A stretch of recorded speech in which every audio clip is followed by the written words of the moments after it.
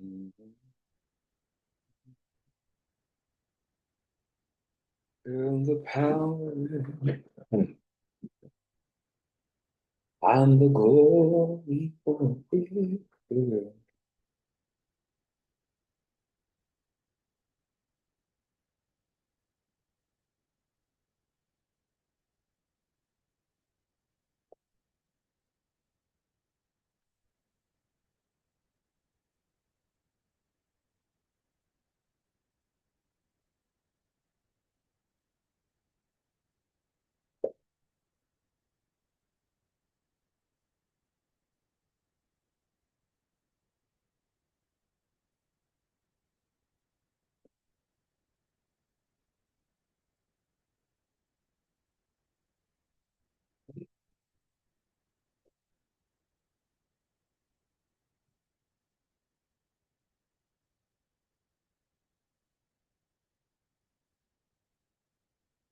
Mhm.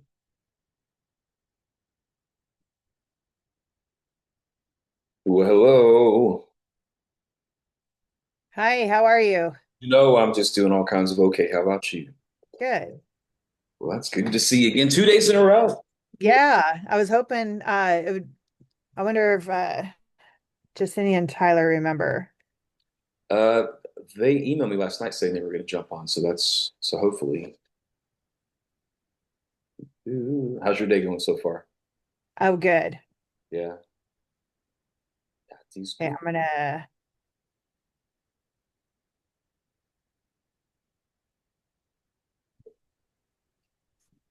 okay, I sent him a text message. Okay. Everyone else that responded last night pretty much said they were going to be busy and it's like the middle of the day, you know? Yeah. It's tough for sure. Yeah, the recording yesterday didn't happen, so this one is being recorded. So I'll make sure I send you guys this so you can forward it to all those wonderful Okay. folks who weren't able to make it.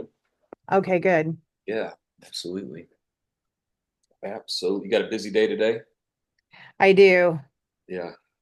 Yeah, I think I'm gonna do the offer letter challenge Okay. finally. So Very cool. Gotta love it. Are your days, so you have the two businesses, right? So they're kind of split between both of them, or how do you normally manage your day? yeah, so well that kind of I got a lot in my life. Yeah. Um I because I watch my one of my granddaughters also. Oh wow. And so like I already took care of some stuff for the pressure washing business today and then and the peptide business. And now I was watching the video with Pip for a little bit on the offer challenge Hmm. because my personality, I'm gonna have to probably watch it like 3 times and take notes and before I actually do it. Right. Um, and actually, I don't. There's no reason why I can't get it done this week. So, There you go. Justinia is at her hair appointment still, Okay. so I'm not sure about Tyler. Well, we'll just get rolling, and I'll kind of do it. I'm going to cover a little bit about what we talked about last night. I kind of wrote a few things down that I thought about afterwards. That way, the people that Okay. see this after the fact have more of a good understanding of Okay. what we're talking about. If that's cool. Then, obviously, if you have any interjections, feel free to just jump right in the middle of all of it. Okay. I'm gonna put on mute and then I'll just probably take notes. Okay, cool. I'm a note taker. You're a note taker. Good. Well, I've got 3 points for you to take notes on today. I was a little more organized today. So for my brain, that's a good thing. Awesome. So we'll see how this goes. I don't usually feel like this, but we'll see how it goes. So Alrighty. okay, cool. So one of the things I talk about in with everybody, all of my clients, especially when I first start working with them, and it's a continual conversation, is I like the idea of making sure our digital footprint is firmly planted. And what that means is we need to make sure our website, our Google business profiles, and all of our social media accounts are connected. And I think I talked last night about like having that circle not unbroken. I think there's a song about that somewhere. Um, but they all need to be connected and consistent. And a lot of people skip that part of it. They skip the connection and the consistent part. They just kind of set one for, they build their website, they put the information that was relevant that at that time in their business, and they leave it. And then they set up a Google business profile to the best of their ability, and they just kind of set it and forget it. And then they create their social media accounts and they post sometimes, so there's no consistency, and then there's no clear messaging across all the platforms that makes sense as a whole. And so we'll talk website first. Our websites, we mentioned this a little bit last night, but for those who weren't able to attend, our websites need to be, number one, they need to be mobile friendly, which 85% was the statistic I last heard, but most traffic to a website is done through a mobile device. So people are used to like social media apps and other applications that are real easy to scroll through. You get the information you need quickly. There's not a lot of bloat. There's not a lot of unnecessary content. And so our websites need to mirror what people are used to seeing. You go to some websites and they don't fit on a mobile device. You got to scroll left and scroll right. And on a mobile device, there's only one way to scroll, and that is down, up and down, up and down. So we need to make sure our websites are mobile friendly, that the communication on the websites are clear and concise. There's not a lot of bloat, there's not a lot of unnecessary copy, that we're actually answering the questions that people are asking. A lot of people are answering their own questions when they build website copy, not really solving the problems that our customers are having. So that is the one area. Then the Google business page, people said it, they forget that Google is an active algorithm, and it can be a local business's best friend because people go to Google to find local service businesses near them. And if you have an active online presence, that is going to increase your what we call SEO, or search engine optimization. It's going to increase your presence online, which increases your visibility on Google when people search for businesses like you in their area. And a lot of people don't know that you can go through your business profile page on Google and you can connect all your social media accounts. It even now has a news feed, just like Facebook, just like Instagram, where there's a feed where you can actually post content to Google, just like you would post on a social media account. So that also raises your visibility in Google, which, Google wants to help all of us do well because eventually they want our money. I mean, Google wants us to spend money on ads, but they do give us a lot of leeway when it comes to giving them organic information that'll help rank us higher um, in that area. And then when people go to your social, it needs to look like your website. It needs to look like your messaging on your Google business page. All of the things need to be consistent and connected, because if there's not, then it hurts the trust factor, because our ultimate goal online is we want to build trust. We want to get people to want to work with us. They want to choose us over someone else because they like us and they trust us. And when we have consistent messaging, it only helps with that. So the second point would be, after our footprint is firmly planted, is to keep all of the copy and messaging clear and concise. People do not want to read a paragraph or a block of post, and we need to like just look at it from an outsider's in. What are they going on my website for? What information are they trying to get? If they need power washing, what are they trying to get? They don't really care about necessarily my background and where I'm from and what my favorite chocolate is or whatever. They want to know what it is we do, how we do it, and how can they get a hold of us. So we want to make sure our messaging is clear and concise, not a lot of extra bloat, friendly copy that tells people what you do. And then the next thing is to really take the next step, which is give people very clear and concise calls to action. And so that is kind of like the end of the funnel. They see who we are, they see the problem we solve, the value that we add. Maybe they see our unique difference, how we solve the problem versus maybe how other people do. And then, bam, we hit them with the, hey, this is how you get a hold of us. Because a lot of people are hungry. They need the services. They want to move fast. Life happens fast. Everybody's busy. Schedules are crazy. People don't need extra drama or roadblocks when they're trying to do business with us. So we want to make it as easy as possible when people want to do business. So always end with super clear calls to action. And last night we talked a little bit about this type of content that we need to be creating. And so let's talk website stuff, and then we'll talk social. So for our website content, as far as pictures and video, what I like to do is take actual pictures of my products and my services and the people that work within my organization. A lot of times you'll go to websites and there'll be just stock photos and generic images that don't accurately represent who we are and what we do. So there's a huge disconnect.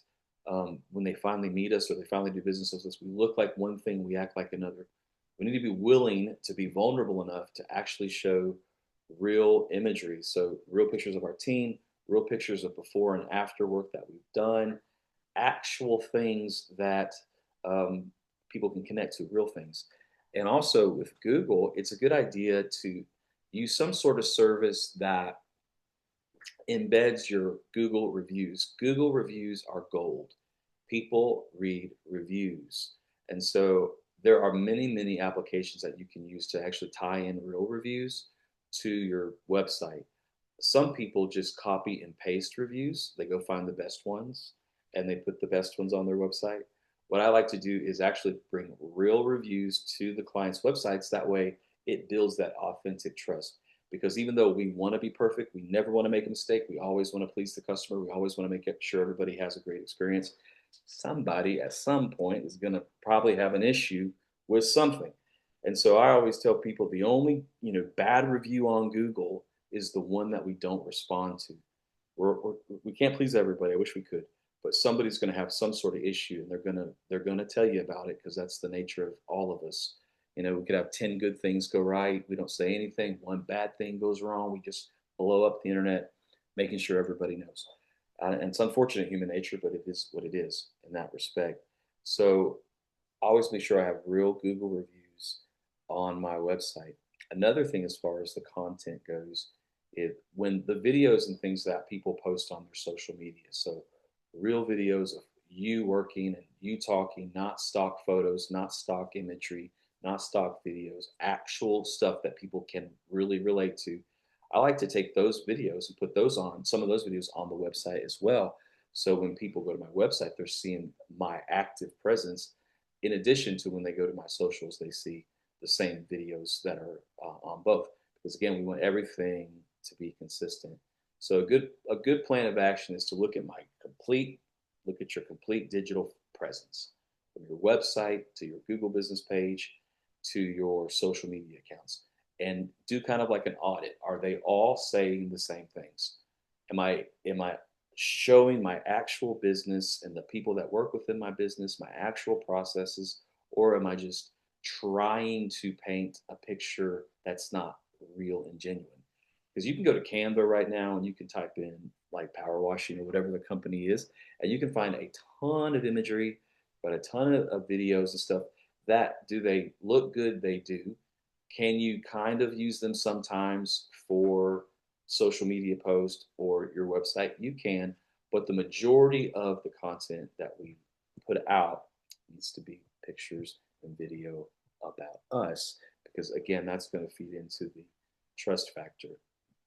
And so, website clear, concise, Google business page, fully optimized, meaning I've given Google everything that I do. Because you can go through the services when you tell Google what you actually do and your mission and description, and you can put in all kinds of stuff there. And so I would stretch our brain and max out that as much as we possibly can, so Google knows exactly who we are, what we do, and knows how to get us in front of the people that are searching for us in our area. And then for social media, to have an organic content strategy that we talked about last night. I call it the 90-10 rule. 90% of our post should be that of engagement, not trying to sell anybody, but just trying to start a conversation with the person in front of us. That should be 90% of our post. 10% of our post then can be, hey, this is who we are, this is what we do, and we'd love to serve you. We're allowed to sell, but it shouldn't be our focus. Our focus should be engagement, because the purpose of those platforms is not to sell, but it's to show who we are and to show the value that we bring. And I'll give you a quick story, kind of firm up this point. When I first started, um, I was just taking anybody I could get. I was just any type of business. I was trying to to offer my services to them. I wasn't sure even what I was doing, but I was like, I think if we post content on social media about the business, I think they're going to get more attention and probably get more business. So I went to a friend who owns an Italian restaurant in a small town. About, I think they have like 20,000 people, which I guess that's a small town, I think. And they've been in business for over 40 years at the time, and they did around $3.5 million a year in business. So by all standards, pretty successful for a restaurant. And so they had zero social media presence, and they didn't even have a website. I think they had, I don't even know, it was like a automatic generated website that somebody put together accidentally. I mean, they were not using it at all, and it was not really helping them at all either. And so I went to the owner, who's older and he's old school, doesn't really buy into all the digital marketing stuff. And I said, hey, I'd love to help you guys, increase your presence online, build your website, create social media content, and start posting. And so he was like, well, we've been so successful already. I don't think we need it. I'm like, well, I mean, you've done a great job. There's no doubt about that, but I think it could help you grow even more. He goes, well, if you think you can sell us more pizzas, then I'll take the risk. He made it like this big deal. So I started working with him and just posting things that I thought would help their business grow. Built them a website, and got their Google page fixed and up and running. And about 6 months later, I get a phone call from the food distribution company that they worked with. And the guy on the other line said, hey, is this Adam? I'm like, yeah. He goes, do you work with Angie's restaurant in Barberton? I'm like, yeah. He goes, what are you doing? I'm like, I don't know. I thought I was in trouble at first. Um, I was like, what are you doing? I said, well, I'm just doing their website and their social media. He goes, well, whatever it is, you need to keep doing it because their orders have increased by 20%. So Meats taking over their online presence increased their bottom line by 20% because they were selling more food and more pizzas than they were before. So we still work with them today. They're one of my longest standing clients. And it's funny because we talked about a little bit last night how many, I've been able and fortunate to reach a lot of people through my clients' Facebook and Instagram accounts. Last year alone, through their Facebook, we reached, I believe it was over 3.5 million people. And I think their follower counts something like 5,000 followers. So the content really spread out way fast, what normal Italian restaurants in a small town would actually get. So they're continuing to grow, and they're still continual, close friends of mine. And I'm super excited to help them and kind of part of my legacy. But everything that we do forward thinking like this, and all of our effort that we're throwing into our marketing, organic marketing, is going to return dividends. And it may not be right away, but this is a marathon, not a sprint. We need to do this in order to stay visible and relevant. And a lot of businesses that are not doing this, they're not taking advantage of the opportunity that we have to present ourselves online on a consistent basis. Eventually, they will begin to disappear. And if we want to stay relevant in 2025, we have to be present, we have to be consistent, we have to be where the people are, answering the questions that people are actually asking. And we'll never know what those questions are until we build that relationship with them and begin to talk with them. And so that's why it's important for businesses to not be afraid to be vulnerable online and ask real questions, give real advice, talk about successes, talk about failures, talk about triumphs, talk about defeats, because everything is relevant when it comes to connecting with people because we all live life and we've all experienced similar things. So it's so important to take advantage of the platforms that we have and to use them as best as we know how. And all of this doesn't guarantee success. And I had one guy, I was giving him pretty much the same speech that I just gave right now. And he goes, well, okay, I get it, but how long until I get an ROI? I said, an ROI on what? Well, he goes, well, if I'm doing all this work to post content, to update my website, and to make sure Google knows exactly what I'm doing, how long is it going to take to get an ROI? I said, that's the wrong question, brother. You have to do this anyways. So it's not, it's not anybody else's fault. We decided to go in business. That's our fault. We did that. And so now we want people to pull money out of their pocket and give it to us. I said, we have to build our brand and build value and build relationship in order for people to even attempt to do that. And then, because that's the only way we can measure the ROI, because I was like, well, I don't know what the ROI for you will be, but I know if you don't do this, I know what the ROI will be, you know, nothing. It'll be nothing or worse than you're already doing now. And so this strategy combined with very strategic expectations and goals produces, satisfaction. It's like when you want to lose 30 pounds. You don't just go hire a personal trainer and go, all right, well, how long till the 30 pounds falls off? They give you work to do. And you got to work out, you got to eat right, you got to get your cardio and all things. It's not an easy process. Can it be attained? Absolutely. But you're going to have to be disciplined. You're going to have to be consistent. You're going to have to put in the work, put in the hours. And that's really what I train people. Like, I look at myself as almost like a marketing coach, not necessarily, you pay me to do your marketing and I'm going to do miracles. Well, I'm going to do everything I know to do. I'm going to help you, give you, the most accurate information that I possess at the time. But at the end of the day, you got to put in the work too. So I always send people a list of things that they have to give me in order for me to help them help themselves. And so it's like a boot camp of work. We're in this together for the long haul. And to set really proper expectations so we don't get disappointed. One more story, and then if you have any questions, we'll open up for that. But I had a lady she was an interior designer, and I started managing her social media, and she had like 600 followers. And in about a month or two, we grew to like 800 followers. And her content was starting to get more attention. People started getting used to seeing it, and they were interacting with it. She got discouraged one day because she was like, I have some other friends in the industry and they have thousands of followers and I only have, 800. I said, well, if you think about it though, 800 people is a lot of people. I mean, if 800 people called you today and wanted your services, would you say that was a lot or not? You'd probably say that's a lot. If 800 people showed up at your house and wanted you to cook them dinner, you'd be looking for a little boy with some loaves and fishes and trying to give it to the Lord to help you feed the masses because that's a lot of people. And so when we quit getting out of this like comparison zone and we just put in the work, do what we know to do, talk to the people in front of us, and then the success starts coming when we really fulfill the mission that God gave us in the business already. And that's, we have this, everybody wants to go viral, but just because you have one post blow up doesn't necessarily mean that adds to your bottom line. Could it? It could. But sometimes things take time. And, a lot of, what do they say, good things come to those who wait. This is a long term play. It is rewarding, but it's not overnight. It's a daily, consistent fight. And I love it because it's really getting in the weeds with people and holding their arms up and helping them do well long term because we're not trying to build businesses that'll last a few years and then fade out.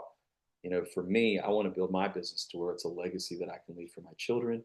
I can, build my business to the place where it can help other people's businesses thrive and do well, and they can pass it on to their children, feeding employees and growing bottom lines across the nation. That's my heart. That's my goal. So that's why I understand, we have what we want, but what does it take to actually get to where we want to be?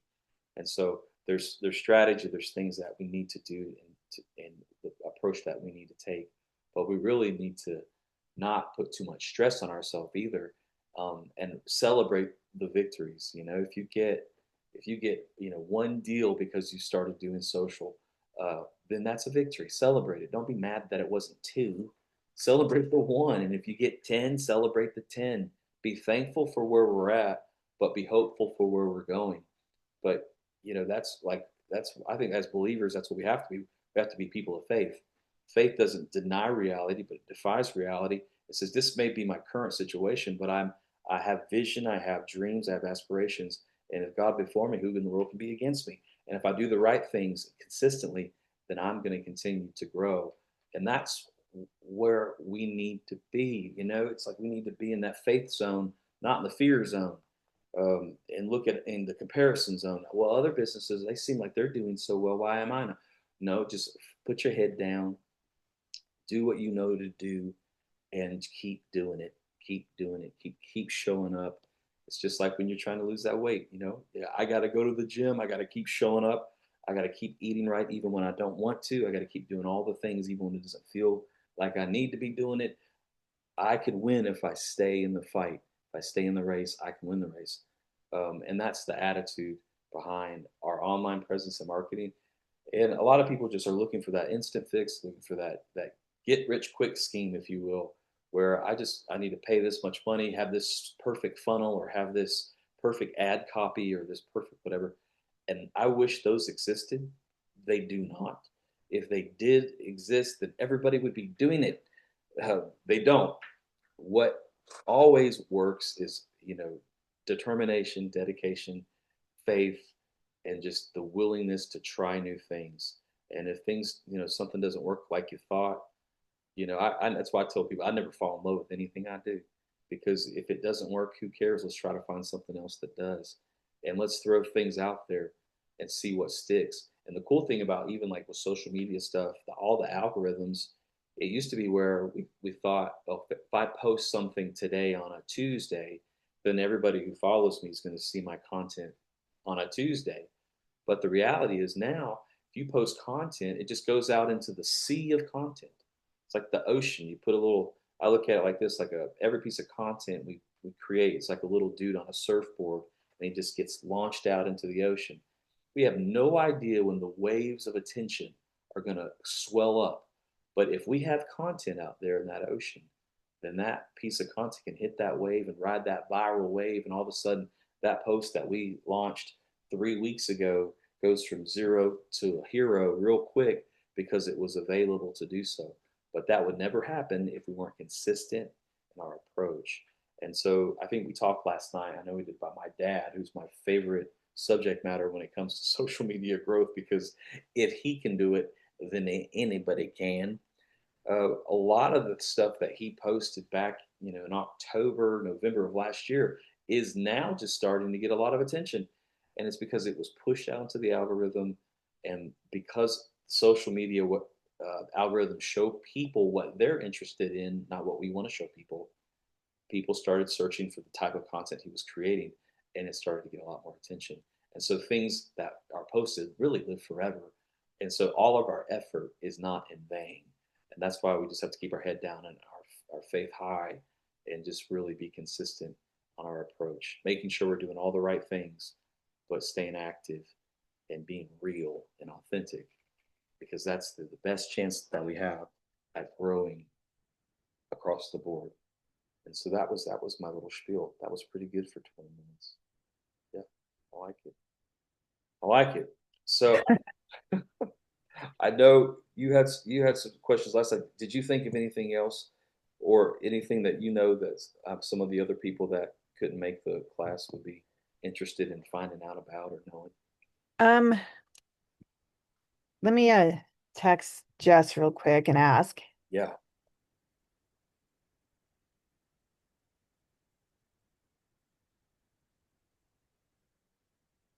I don't know if she'll be able to respond right now, but Yeah. um I have a few. Okay. So and then remind me first about the ebook. We get the ebook. Are you emailing that to us or a Surge? So I'm gonna email it to you for now. Okay.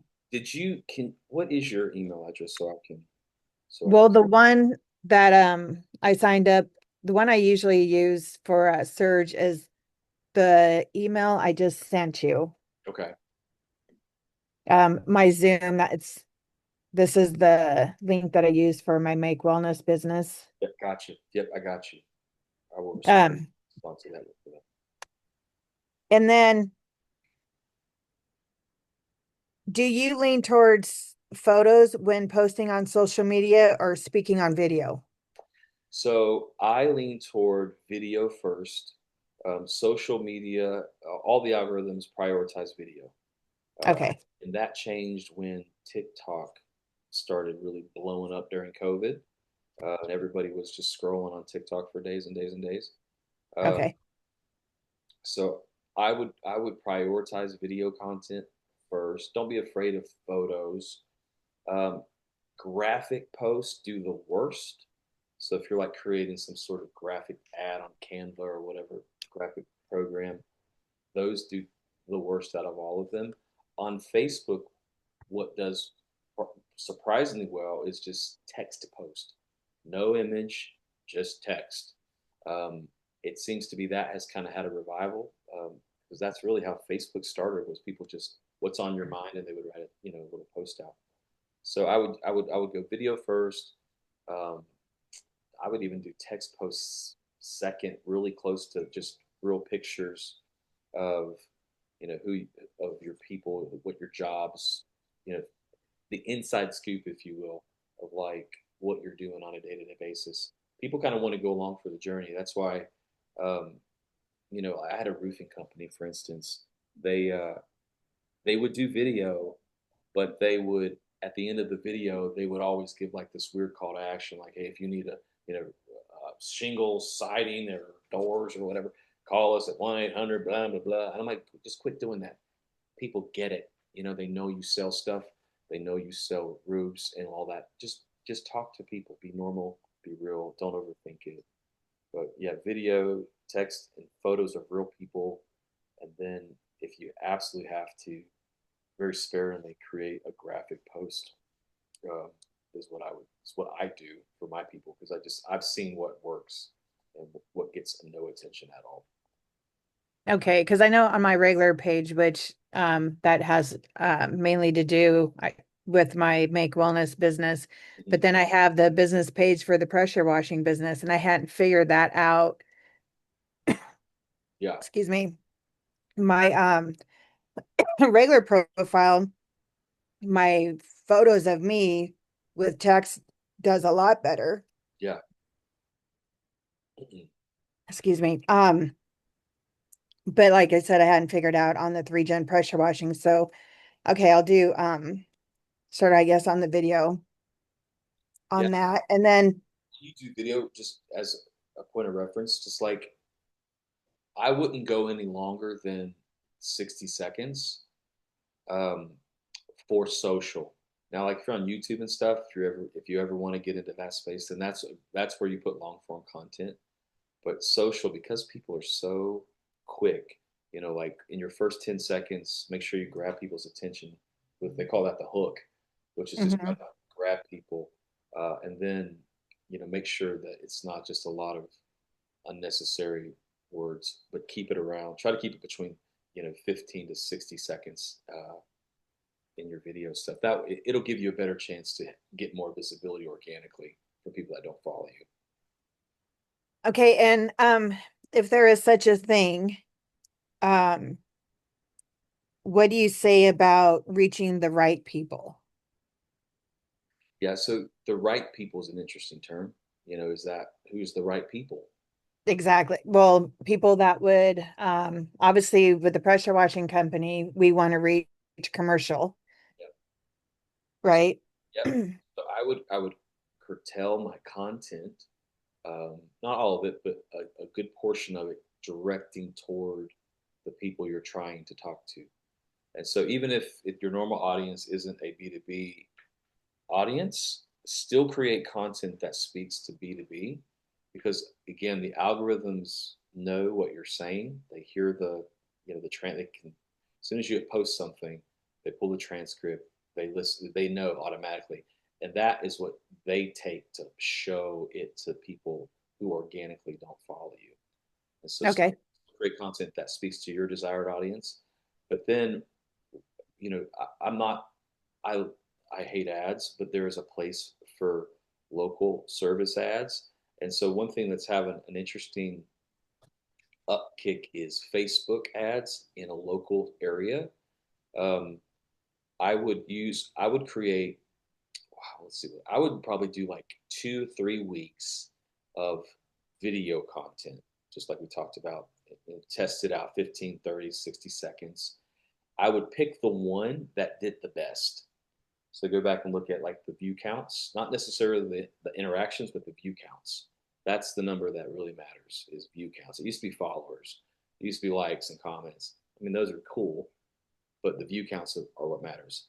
pick the one that has the highest view count, and then I would run a local Facebook ad with that video and some really short, concise copy, with a clear call to action to the people that you're trying to get. So you'll have the organic content in the algorithm, and the algorithms know how to get that in front of the right people. And then you have that very specific ad that is directed toward, your target audience or whatever you're trying to achieve. Because a lot of people, they just kind of throw an ad out. They create this graphic poster, a few pictures, they throw an ad out, they put a budget, they waste through their budget, didn't get any results because they didn't really test the content. And so the content is king.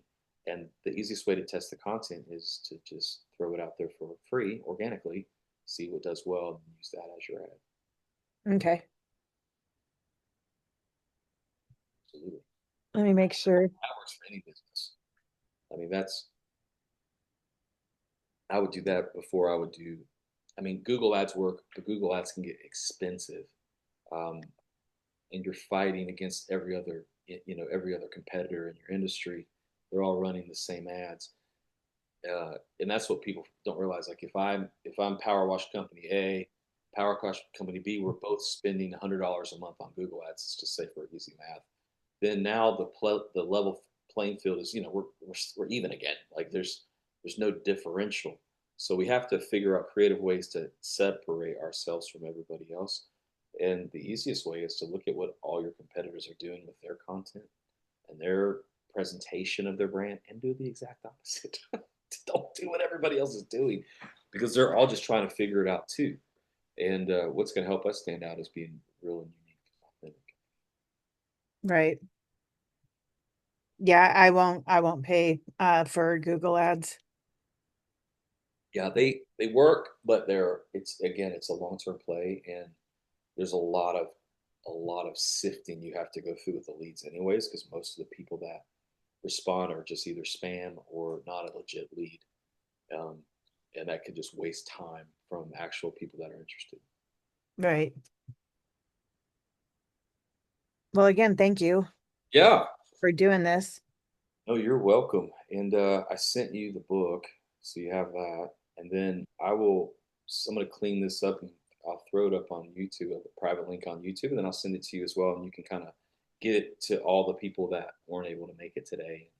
Oh, good. Yeah, if anybody has any questions or whatever, feel free to email me or reach out, and I'll do my best. If I don't know, I'll find out. Okay. All right. Thank you so much. Yeah, for sure. Well, thank you for jumping on. I appreciate it. Good to see you 2 days in a row. I'm gonna miss you tomorrow because Right. Well, uh, you have a blessed day anyways. well, I will. All right. Thank you. Okay. All right. Bye.